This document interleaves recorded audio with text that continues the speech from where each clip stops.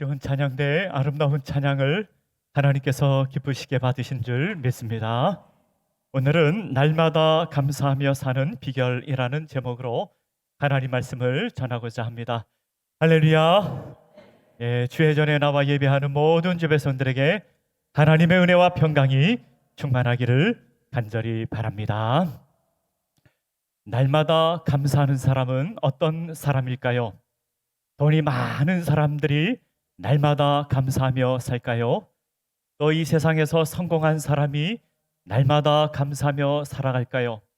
또 이 세상에서 한 번도 아프지도 않고 건강하게 사는 사람이 감사하며 살까요? 그럴 수 있겠죠. 돈이 많으면은 성공한 인생을 살면 아프지도 않고 건강하면 날마다 감사할 수도 있겠지만 그렇다고 해서 날마다 감사하는 것은 아닙니다. 정말로 날마다 감사하는 사람은 어떤 사람인가 하면 오늘 본문의 말씀대로 여호와는 나의 목자시니 내게 부족함이 없으리로다. 이 말씀을 잘 알고 이 말씀을 의지하고 사는 사람들입니다. 이 세상의 풍성함은 하나님 안에 있습니다. 하나님께서 나의 목자가 되어주시고 하나님께서 날마다 나를 돌보시고 하나님께서 나와 함께 하심을 알기에 나는 부족함이 없습니다. 이 말씀을 생각하며 사는 사람, 날마다 감사하며 살아갈 수가 있는 것입니다. 우리 다 함께 한번 따라해 보겠습니다. 여호와는 나의 목자시니 내게 부족함이 없으리로다. 이 약속의 말씀, 하나님께서 주신 약속의 말씀을 마음판에 새기며 날마다 감사하며 살아가는 주의 백성들, 하나님의 백성들 되시기를 간절히 바랍니다. 오늘은 맥주 감사 주일로 지킵니다. 구약 성경에 보면은 맥주절이 있습니다. 맥주절에는요 여러 가지 이름이 있습니다. 맥주절이라고 하기도 하고요, 칠칠절이라고 하기도 하고요, 초실절이라고 하기도 했습니다. 맥주절은요 보리를 농사를 지어 열매를 맺고 추수하는 절기를 맥주절이라고 불렀습니다. 초실절은요 어떤 의미가 아닌가 하면 가장 먼저 열매를 맺어 추수한다, 그런 의미가 있습니다. 우리는 21세기를 살아가고 있습니다. 농사 짓는 분도 계시지만 별로 없으리라 생각됩니다. 21세기를 살아가는 우리에게 맥주절의 의미는 하나님께서 우리에게 주신 것을 세어보며 날마다 감사한다는 데 의미가 있습니다.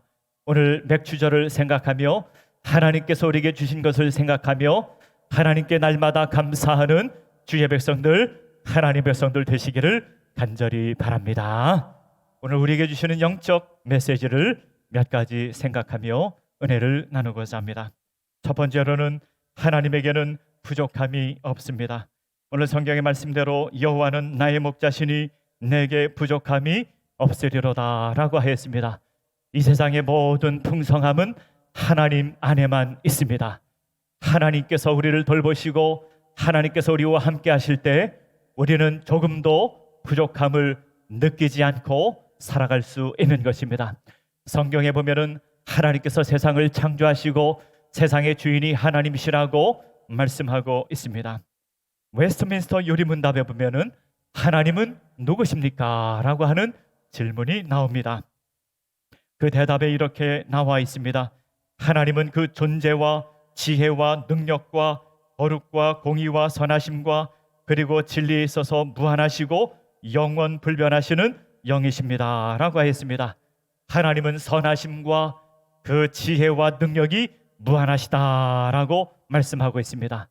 하나님은 모든 것이 풍성하시고 모든 것이 풍요로우신 분이 바로 하나님이십니다. 또 역대상 29장 11절에서 13절의 말씀에 보면 이렇게 나와 있습니다.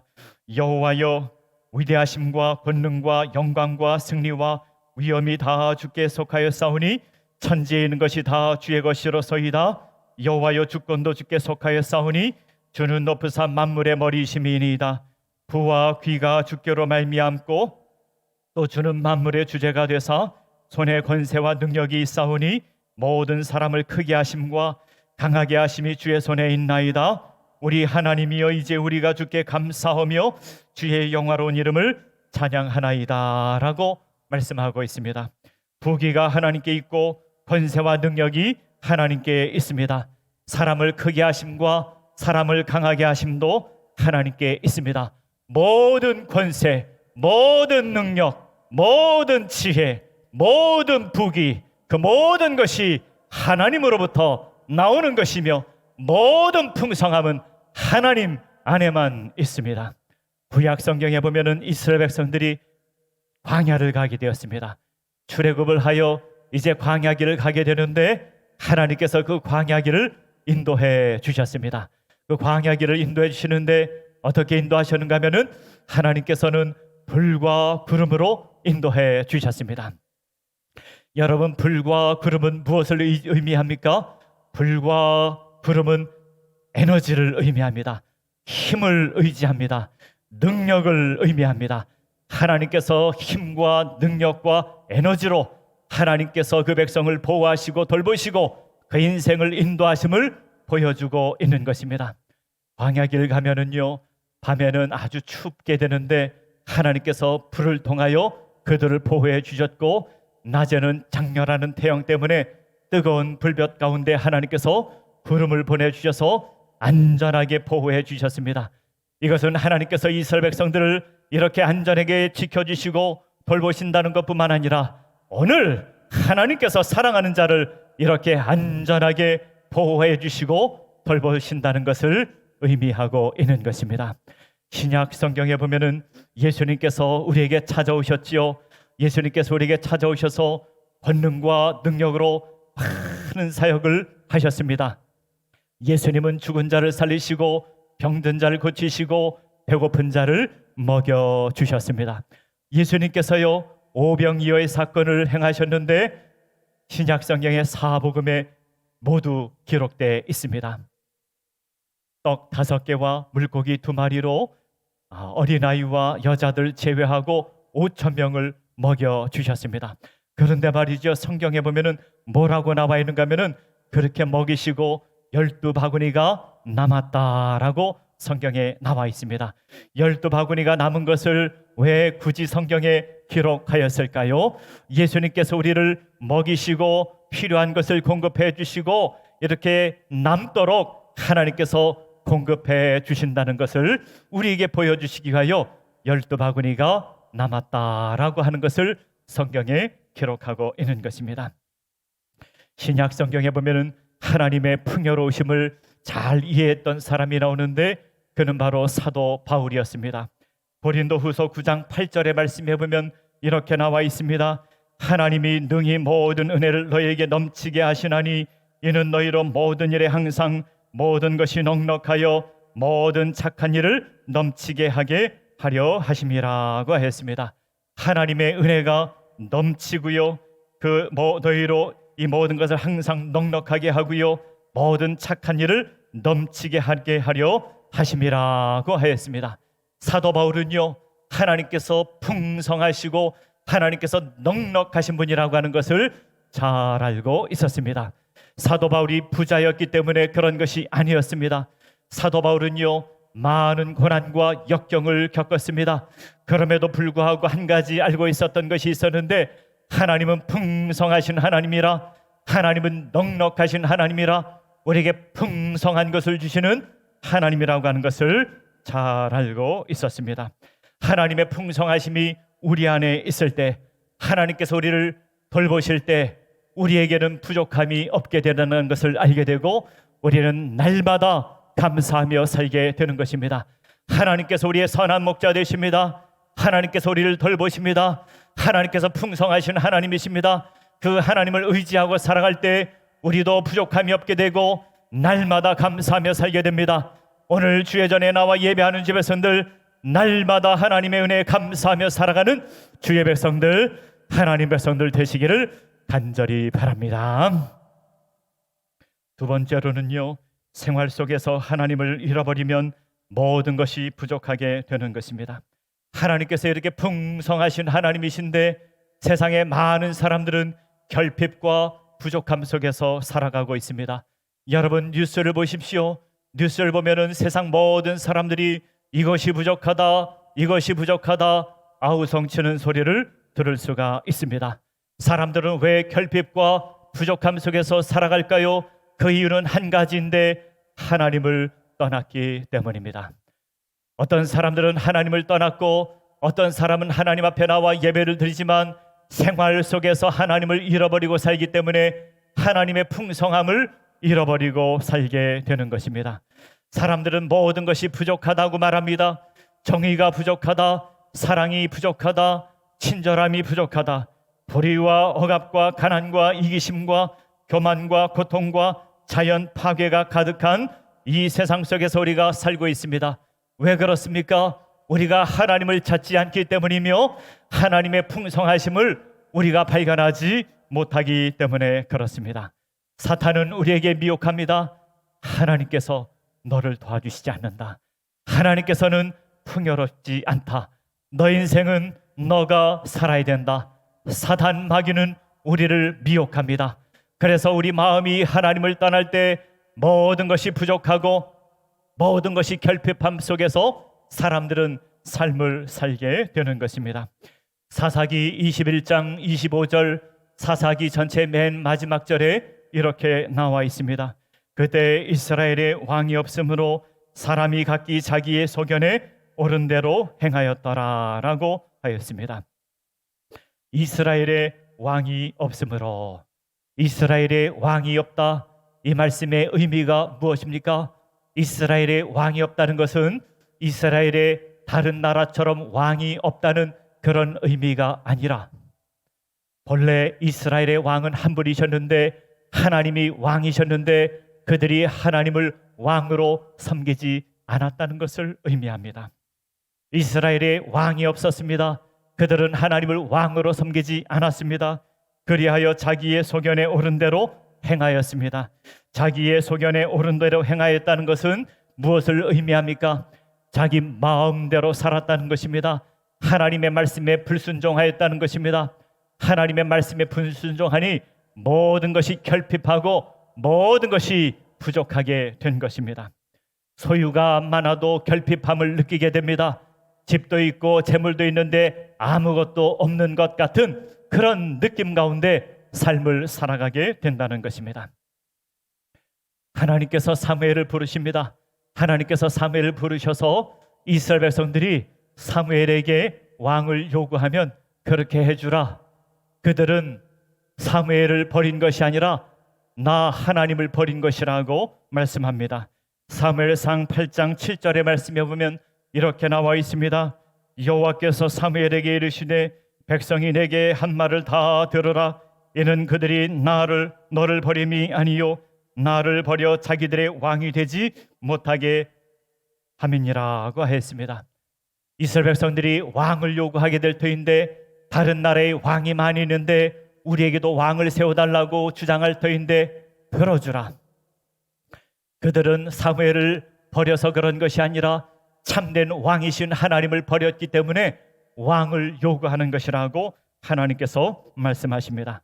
이스라엘 백성들은 하나님을 왕으로 섬기지 않고 세상의 왕을 섬기는 바람에 그들은 결핍과 부족함 가운데 살게 되었고 결국 그들은 멸망의 길로 갈 수밖에 없었던 것입니다. 사단은 끊임없이 우리를 미혹합니다. 하나님이 너를 도와주시지 않아, 하나님께서 너를 풍성하게 하시지 않아, 누구도 너를 도와주지 않을 것이야. 너는 너 혼자를 위해서 살아야 돼. 누구를 도와줄 필요도 없고 너 혼자 살아라. 사단은 우리를 미혹합니다. 사람들은 하나님을 떠나 자기 자신에게 소망을 두고 살 때 결핍과 부족함 속에서 인생을 살게 되는 것입니다. 현대인의 특징이 있습니다. 현대인의 특징이 무엇입니까? 현대인의 특징은 분노와 절망입니다.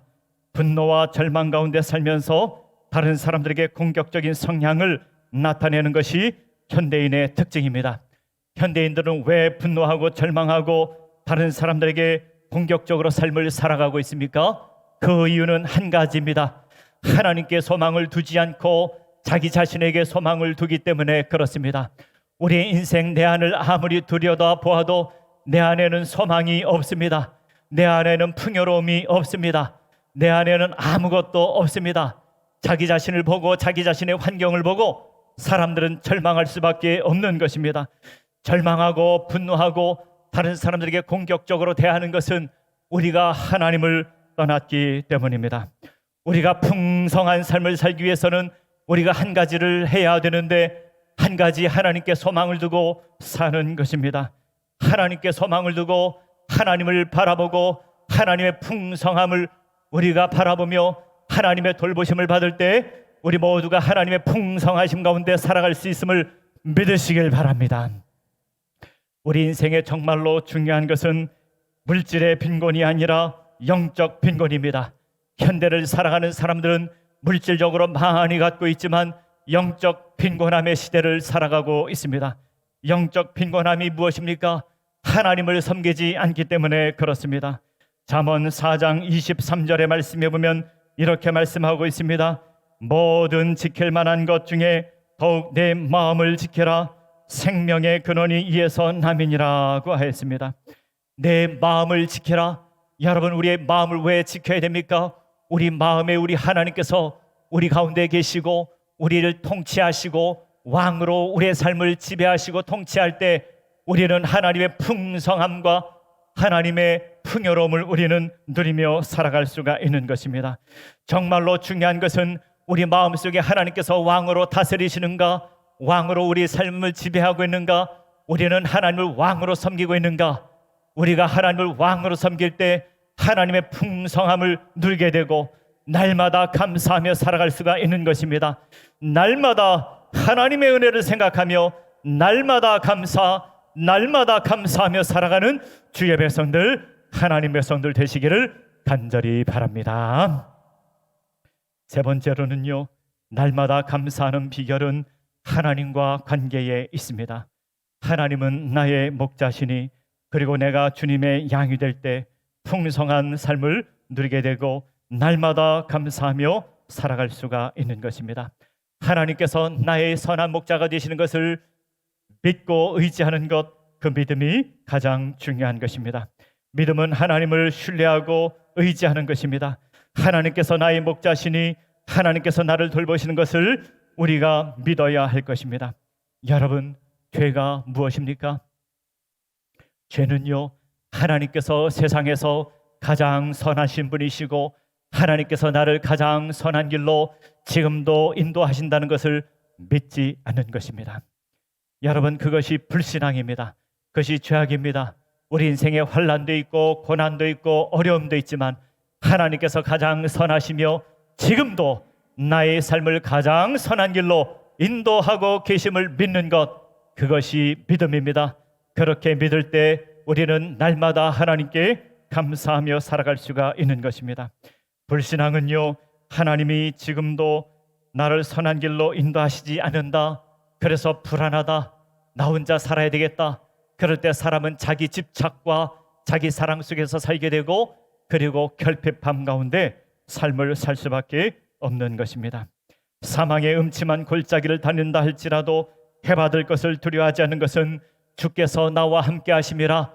우리가 사망의 음침한 골짜기를 다닐지라도 하나님께서 나와 함께 하시고 하나님께서 나를 돌보시고 하나님께서 나의 삶의 왕이 되시고 하나님께서 나의 주님 되시고 주께서 나를 인도하심을 믿으며 날마다 감사하며 살아가는 주의 백성들, 하나님 백성들 되시기를 간절히 바랍니다. 성경에 보면은요, 큰 환난 가운데 하나님께 감사 기도한 사람이 나옵니다. 구약 성경에 보면은 다니엘이라고 하는 사람이 나옵니다. 다니엘이요, 큰 위기를 만났는데 하나님께 감사 기도했습니다. 다니엘은요, 어렸을 때 바벨론으로 포로로 끌려온 사람이었습니다. 여러분, 어렸을 때 이스라엘부터 이제 바벨론까지 포로로 끌려가게 되는데 그때 차를 타고 갔겠습니까? 기차를 타고 갔겠습니까? 비행기를 타고 갔겠습니까? 걸어서 갔죠. 그때는 다 걸어서 갔습니다. 고대 사회 시절에, 어린 시절에 걸어서 학대 속에서 포로로 끌려가게 되었습니다. 그런데 다니엘은요, 뜻을 정하고 하나님을 경외하였습니다. 뜻을 정하고 마음이 흔들리지 않고 하나님만 경외하였을 때 왕의 꿈을 해몽하게 되고 왕의 총애를 받아 총리가 되었습니다. 바벨론은 페르시아에게 멸망하게 되었음에도 불구하고 다니엘은 페르시아의 또 총리가 되었습니다. 그러니 주변의 사람들이 얼마나 시기 질투를 했겠습니까? 주변에 많은 사람들이 다니엘을 시기 질투하였습니다.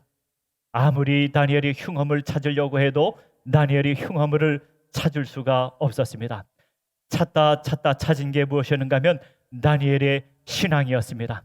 그래서 이 사람들이 음모를 꾸며서 이제 왕을 통하여 조서를 내리게 하였는데 앞으로 30일 동안 왕 외에 다른 사람에게 절하거나 기도하는 자는 사자굴에 던져넣게 되었습니다. 다니엘에게 큰 위기가 찾아오게 되었습니다. 다니엘이 그때 무엇을 하였을까요? 다니엘이 무엇을 하였는가 하면 창문을 열고 하나님께 하루에 3번씩 기도하였는데 감사 기도를 하였습니다. 이상하지요? 무슨 감사 기도를 합니까? 이런 삶의 위기 가운데 다니엘이 하나님께 이렇게 기도해야 되는 게 맞지 않습니까? 하나님, 지금 내가 생명의 위기 가운데 있습니다. 나를 살려주세요. 그렇게 기도해야 될 것 같은데 다니엘은 하나님께 3번씩 감사 기도를 드렸습니다. 여러분, 왜 무슨 감사 기도를 드렸을까요? 성경에 보면은 다니엘이 무슨 감사 기도를 드렸는지 자세하게 나와 있지는 않습니다. 그런데 감사 기도라고 하는 것은요, 자신의 삶을 되돌아보고 감사하는 것입니다. 다니엘은 자신의 삶을 되돌아보고 자신의 일평생 하나님께서 함께 하신 것을 생각하며 하나님께 감사 기도하였습니다. 어렸을 때 바빌론으로 포로로 끌려왔지만 많은 환난과 어려움과 역경이 있었지만 하나님께서 돌봐주시고 은혜 베풀어 주시고 총리로 만들어 주시고 여기까지 인도해 주신 것 생각하니 모든 것이 감사한 것뿐이었습니다. 다니엘은 자신의 생애를 되돌아보며 감사하였습니다. 우리도 다니엘과 같이 우리의 삶을 되돌아보며 감사해야 됩니다. 일평생 우리가 삶을 살았는데 하나님께서 우리의 삶을 돌보시고 은혜 베풀어 주시고 건강 주시고 자녀를 주시고 우리가 믿음 생활할 수 있게 하여 주시고 하나님께 섭리하여 여기까지 인도해 주신 것, 모든 것 우리는 하나님께 감사해야 할 것입니다. 다니엘은 하나님께 3번씩 감사 기도했습니다. 하루에 3번씩 감사 기도했더니 더 위기 가운데 빠지게 되었습니다. 다니엘은요, 사자굴에 던져지게 되었습니다. 감사 기도하였기 때문에 사자굴에 던져졌습니다. 위기 가운데 빠지게 되었지만 하나님께서 천사를 보내주시고 다니엘을 돌봐주시고 사자의 입을 봉하여 주시고 그리하여 다니엘을 하나도 다치지 않도록 하나님께서 보호해 주시고 다니엘은 사자굴에서 나올 수 있게 된 것입니다. 감사하였더니 하나님의 기적의 역사가 나타나게 되었습니다. 감사하였더니 환난에서 나오게 되었습니다. 감사하였더니 하나님의 기이하고 놀라운 역사가 나타나게 된 것입니다. 오늘날 많은 과학자들이 감사에 대해서 연구를 합니다. 감사에 대해서 과학자들이 많이 연구를 합니다. 감사하면은 뇌에서 어떤 호르몬이 나오는지 연구를 하는데요. 감사를 많이 하면은요, 우리 삶 가운데 스트레스 지수가 확 낮아진다고 합니다. 여러분, 오늘날 현대인들의 문제가 스트레스 아닙니까? 스트레스 때문에 사람들이 굉장히 힘들어하는데 실제로 감사할 때 우리 뇌에서 분비되는 호르몬이 스트레스 지수를 확 낮춘다는 그런 연구 결과가 있습니다. 또 감사하면은요, 후회하는 마음, 불편한 마음 이런 것들을 제거해 준다고 합니다. 불안한 마음, 불편한 마음, 후회하는 마음 이런 것들을 제거해 주고 마음의 평안함을 준다는 것을 과학자들이 증명하고 있습니다. 또 감사를 하면은요, 마음에 행복감이 생기게 된다는 것입니다. 오늘날 이 시대에 많은 사람들이 많은 재물을 갖고 살면서도 행복감을 느끼지 못하고 살아가고 있는데 감사할 때 우리 뇌에서 호르몬이 분비되어서 행복감을 느끼게 된다는 것입니다. 감사하지 않고서는 누구도 행복하게 살아갈 수 없습니다. 감사해야 미래에 대한 소망을 갖게 됩니다. 감사로 어려움을 이기게 되고 환난을 이기게 됩니다. 감사는 하나님께서 우리에게 주신 복을 세어보는 것입니다. 하나님께서 나의 선한 목자가 되어주시고 나를 돌보시고 내 인생을 인도해 주시는 것을 생각하며 그 은혜를 생각할 때 우리는 날마다 감사하며 살아갈 수가 있는 것입니다. 오늘 주의 전에 나와 예배하는 모든 주의 백성들, 하나님께서 우리에게 주신 것을 생각하며 날마다 감사하며 살아가는 주의 백성들, 하나님 백성들 되시기를 간절히 바랍니다. 다 함께 기도하겠습니다.